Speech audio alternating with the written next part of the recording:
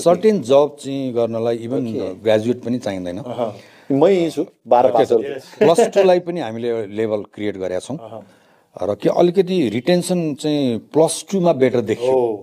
ब्याचलरबाट master पढ्न जाने र विदेश जानेको अलिकति त्यो मैले रेट हेर्दाखेरि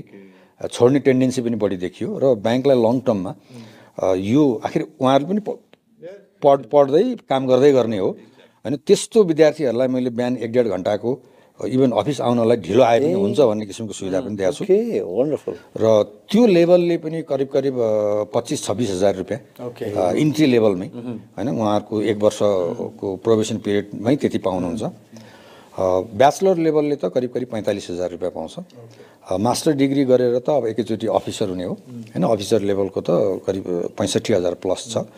यो दिस इज स्यालेरी लेभल यसपछि अब बोनसका कुरा त नियम कानुन अनुसार दिने गर्दाखेरि अलिकति पुरानो ब्याङ्क भएको हुनाले हाम्रोमा रेम्युनरेसन अलिक बेटरै छ र अरू किसिमका सुविधाहरू पनि भनौँ न अब विगत 40औं वर्षदेखि युनियनाइज ब्याङ्कमा भएका चाहिँ सिबिआईबाट आउने धेरै किसिमका इन्डाइरेक्ट बेनिफिट्सहरू पनि छन्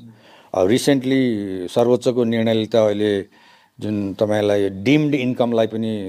आम्दानी नगर्ने भन्दैको हुनाले रमाइलो भएको छ त्यो त्यसले गर्दा पनि सबै ऐन भन्दा बाहिर जस्तो लाग्छ है म पनि अलि अहिले आइहाल्यो होइन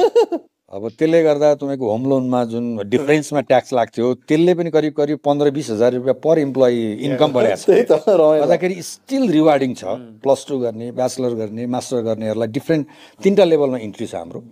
यो 3टै लेभलमा उहाँले भने जस्तो हामी चाहिँ आउटसोर्सलाई जिम्मा दिन्छौँ होइन हामीलाई बेस्ट इम्प्लोइ छानेर दिनुहोस् भनेर